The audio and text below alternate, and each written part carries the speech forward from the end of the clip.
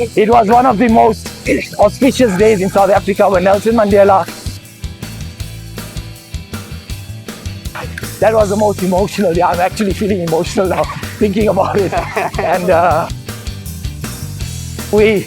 sprinting became our game. We had to sprint. So smoking is the secret of your running Oh process. yeah. I used to be a 30-40 a day smoker. Really? And I quit it all.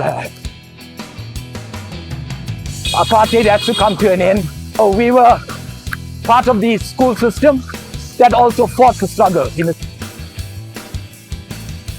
Bunny chow, which is a delicacy in Durban. And I brought you to an old Hindu temple. It's almost 1,000 years old. Wow. And can I make a small joke about South Africans? No, fine.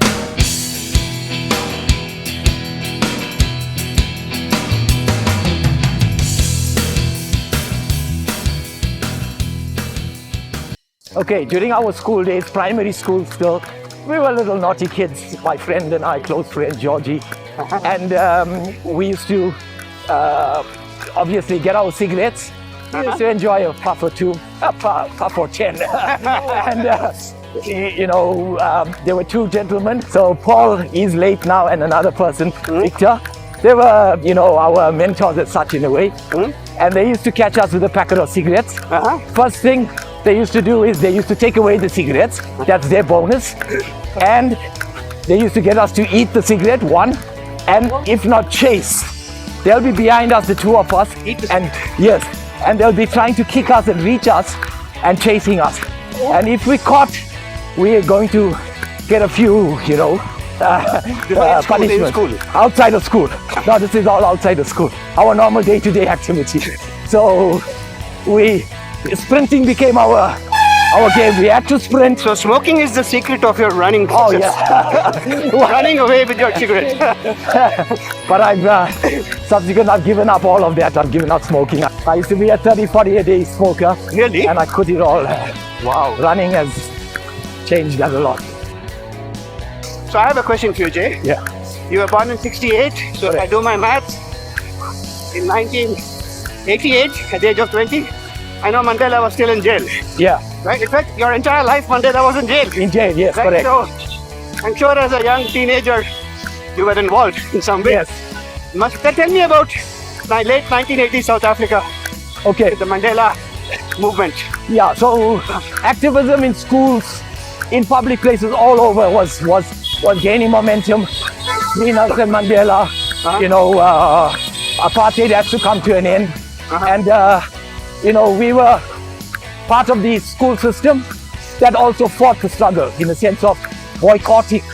There were schools that boycotted, students were boycotting, holding placards, doing marches. Okay. And we are part of it and being suspended from school because of boycotting, because they were very strict in terms of the struggle at that time. I mean, you were scared to play football, but you were not scared to boycott. I mean, wasn't the risk of getting caught even higher? Not at all. It was a fight.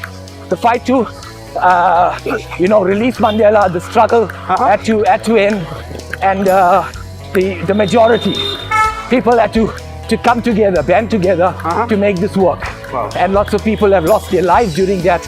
Students have lost their lives as well. It was a great struggle, and eventually, freedom was gained when Nelson Mandela was released. How old were you then? You were 26.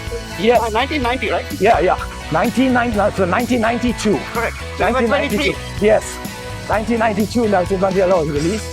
And in 1994, we had our first government election. Describe that moment to me. I mean, what was it like? Your whole life you have seen a particular system. Yes. I mean, it's like an Indian who was 23 at 1947 who got independence, right? Correct. It was one of the most auspicious days in South Africa when Nelson Mandela, hand in hand with his wife, who was also the struggle hero, Winnie Mandela, two of them walked out of prison, and the entire country was at standstill. It was the most memorable moment in South Africa. Very emotional for us all. Very emotional. And that was a turning point in South Africa. Nelson Mandela was one of the greatest leaders, together with Mahatma Gandhi, of course. Sure. And, the first thing that he's done was to create harmony, unity amongst the so-called oppressors. You know, and he brought everyone together in that way. The Rugby World Cup in 1985 was a turning point. Yes. Yeah, that was a turning point where our great leader put on his jersey, Francois Pienaar's jersey, and went onto the field. And that was the most emotional. Yeah, I'm actually feeling emotional now thinking about it. And it was just an unbelievable moment. And that drew everyone, the communities, the whites, Indians, blacks, coloreds, all closer. You know, Sport has this habit, right, of unifying people. the rugby was unbelievable. Yeah. What about cricket?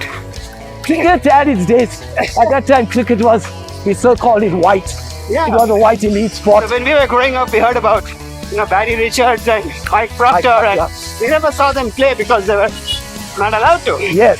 So did you see them growing up? We watched them.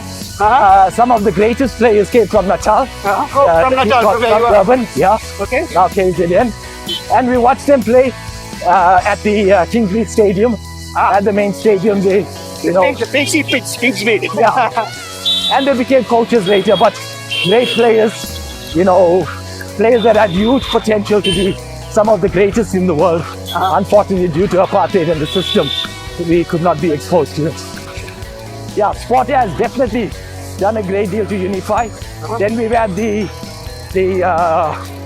soccer African Nations Cup, Yes. where our great team Bafana reached the final. We should have got a Vuvuzela. Yes. So the shirt you're wearing a shirt which says Mandela Day. Yes. So this was a marathon, a Mandela marathon. Okay. Yeah. Wow. And one of the very difficult marathons, challenging, because there's a Mandela walk from one township in Pietermaritzburg, and he had to climb up a hill which they named the Struggle Hill, Okay. which was around probably 8-10 kilometers of a climb. Okay. And that made the run. So the marathon follows the route of Mandela's walk. Yes, Mandela's walk. Wow. And that was epic. Tough. At that time, really tough, but we thoroughly enjoyed that. And so after school in South Africa and after 1994, Yeah. you went to college, I guess, there? Not really. Due to the challenges in terms of, family, all families, most Indians we could not afford to get into universities, colleges. And we took on work, jobs, to assist the families, assist our parents. My dad was the breadwinner. So every chance that we could get to help with a few vans in the family, we had to. So we all took on jobs. Okay. My brother first. You guys started working immediately after school. Immediately after school, yeah, we started to work. And what did your dad do? Well, what was his profession? My dad was actually a driver. Okay. Yeah, a driver by, you can call it a profession. He loved his job. He worked in a company for over 16 years. Okay. Driving. And Let me understand, as a driver, he could drive freely around. he could drive freely. He had his pass. Okay. You call it a DOM pass. Okay. In the days of apartheid, you had to have a pass Okay. that you show. So if you're caught, what are you doing in this area? You show your pass, and they will allow you to go through. Did you ever go with your dad when he went to office? No. No? No, we could not. We could not because of the work situation. Jobs were limited at that time, more especially for Indians or blacks. And, and again, he's more with the white communities, I guess. So you could not So he was exposed to a different world than Yes. you. What was his impression? I'm just curious. Because he would bring stories back to tell you, right? He would, yes. The truth and the Exactly. story. Exactly. So how did he handle it? What did he tell you about his outings to a forbidden place that you could not go as a... Yes. I mean, as a teenager, your dad is going somewhere and you can't go. You have to create some story, right? For sure. So what did they do? So, yeah, my dad fortunately got on quite well. He took us to some of the places that he used to take these, the workers, the whites. Yeah, when they come from overseas, he takes them around. Okay. He took us like the Lion Park and all, which we have fond memories. But he'll always come up. Our parents had to come up with a story. Yes. As children, Yes. that we could not go. So our Reminds me of Lion King, right? Yeah. Remember? Simba is told not to go there Not to because go. there's a bad uncle. correct. And that's why he wants to go. Yeah. So did you ever do that? Yeah. Did you Well, ever try to go without telling your dad? No, not at all. We could No? not. You're a good boy. No, we were quite good. Yeah. So Or some of your friends might have tried. no, the people that tried, they got out, but it was always a fear. Yeah. You know, at that time growing up, it was a fear and a challenge to go out. But we used to go into Durban, into town, the main city centre on a Saturday. Did you ever watch a cricket game? Yes, King's yes. Mead? Yes, yes, So you yes, could yes. go to the stadium. We could go to the stadium, yeah. Oh, Yeah. you could, wait. At the latter stage, we could go to the stadiums and Oh, nice. enjoy games. And incidentally, the Indian community makes up majority of the supporters. That's At true. the stadium, the Indians and the I whites told Durban generally, is one of the largest Indian cities in the world outside India. as it was mentioned, yes. Yeah. Yeah, yeah. Wow. So Durban is actually a huge Indian town. It is a huge Indian town. Durban is the bunny chow has been emanated from Durban. The bunny chow, which is a delicacy in Durban. You know, if you travel to South Africa, if you don't eat a bunny chow, you've not traveled. What's a bunny chow? Tell us more. A bunny chow is a quarter or a half loaf of bread, normal bread. The inside of the bread is taken off and it's filled in with curry, okay? Sabji, as I call it now. And the top part of the bread, the inside goes in and you eat by hand. Not with a fork and knife, and you just eat by hand. Like a pav bhaji with a bhaji in the pav. Yeah, You know why it's called a bunny chow, Jay? I do. tell me. This is what I told Trevor. Yeah, But I think it comes from Bania, if I'm not Correct. mistaken. So most of the Indians who are not indentured workers were traders. yes. A lot of Indians went to South Africa to do business as well, not only as workers. They were called free passengers, I think they were Yes. called. So they were not Banias. Mahatma Gandhi is a Bania too. Yeah, And so the chow of the Bania became Bani chow. bunny chow. Yeah. Also, yeah, The sorry. Bania also gave the name to the banyan tree, for example. So the Banias of India went around the world, and for most other cultures, the Bania was India. Yes. So the Bani chow. Yeah. Good morning. Also, it helped the workers, the indentured laborers in the field, okay, where you had a container for your curry as such. Okay? Yeah. The bread becomes the The container. bread becomes your container, And it's over. yeah, it's easy. It's out of one vessel as such. No cutlery, no. Nothing. Eat by hand. Another very popular meal was sour porridge. Okay. Mixed porridge and pickles, normal pickles and curries with that. You know, which was filling meals but easy to digest. So you work it. You know, I'm going to take you back to politics, but this whole Truth Yeah. and Reconciliation Commission was a brilliant concept, right? Correct. And you were young at the time, and you must Yes. have had certain feelings. yes, How did you handle this whole concept, and yeah. how did it affect your relationship with whites and blacks later? Our late Desmond Bishop Tutu was unbelievable. He handled that with grace. And very emotional times. It was televised live on TV as well. Okay. And people just broke down. Okay.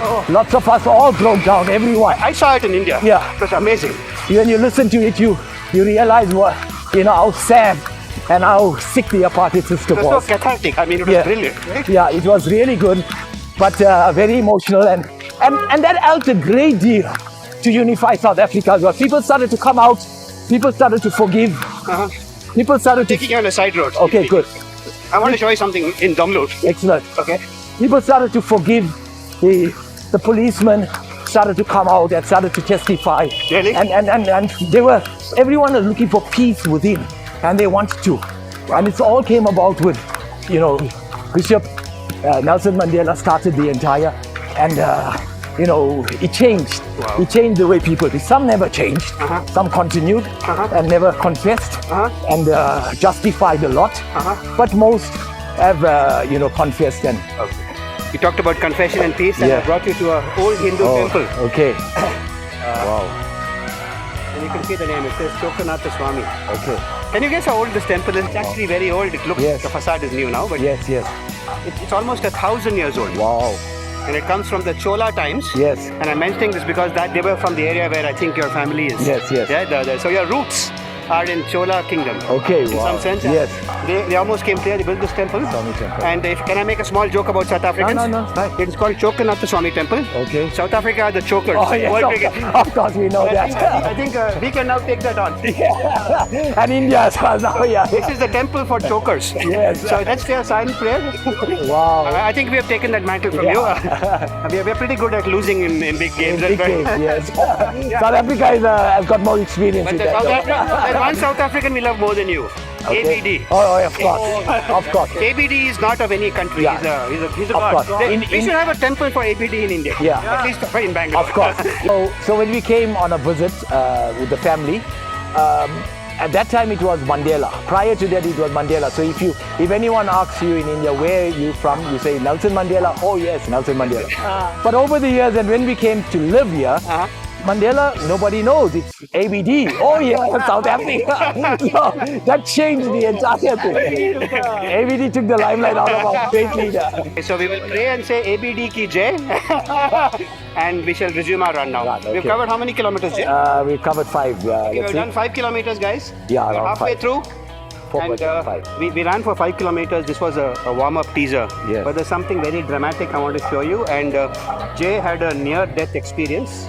Seriously. And rather than me speak about it, Jay could show us. Yeah. So Arun and Ruchir, you're running with a ghost today. I'm running with the ghost. So this is the one area, the one bullet. This is a bullet. A bullet wound, Okay. a bullet there, and one here which exited, and there's one at the back. So this is a bullet wound. Yes, The bullet wound, and another bullet wound. So the one at the head and the one at the spine, did not penetrate fully. Of course, we would have been asleep. So we are running with a ghost who has come back to life from bullet wounds at point blank range shot into his skull. When I heard this story, I was so astounded. I have no words for it. Yeah. Maybe it is actually nice to stand in front of a 1,000-year-old temple And take discuss, God's yeah. blessings that you are still with us. Yeah, Yes. thank you. And over the next few kilometers, we want to hear your story of how you came back from near death. You're a born again South African. Yeah. And a runner too. So you gave up smoking, you took some bullets, and then you started running marathons. That's the summary of your life. So